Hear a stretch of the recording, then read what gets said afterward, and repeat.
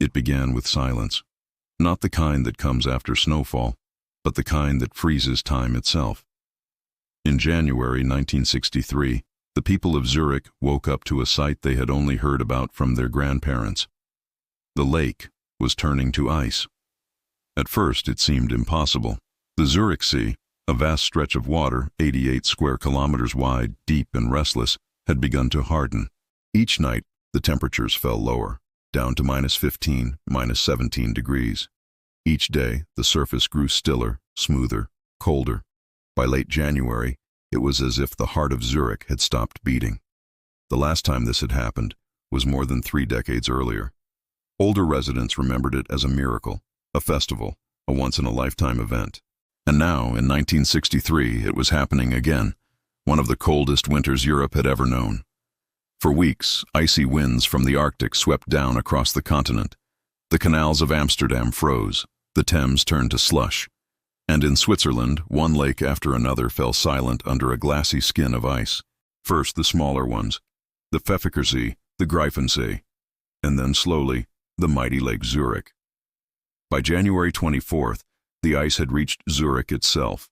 The city held its breath. Every day, scientists from the ETH measured the ice thickness.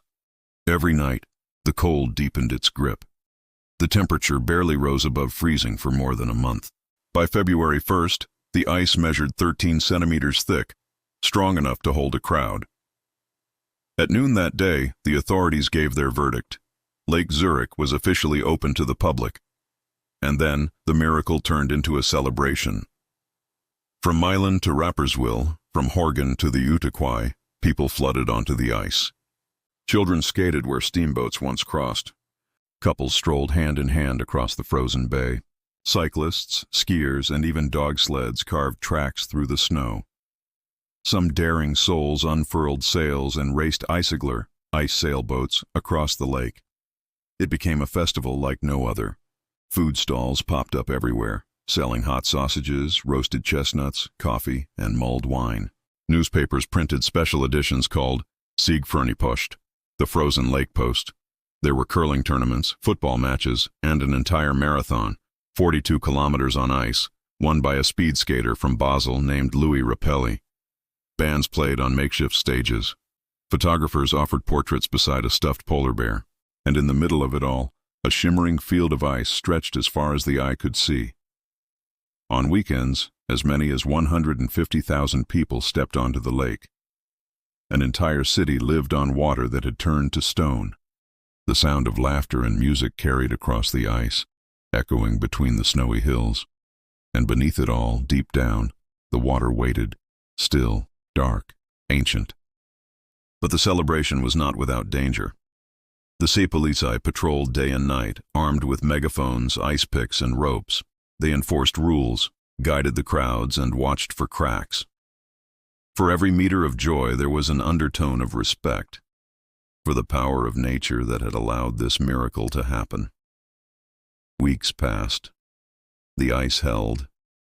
For more than a month, the people of Zurich lived in a dream, skating to work, walking between towns, holding bonfires in the middle of the lake.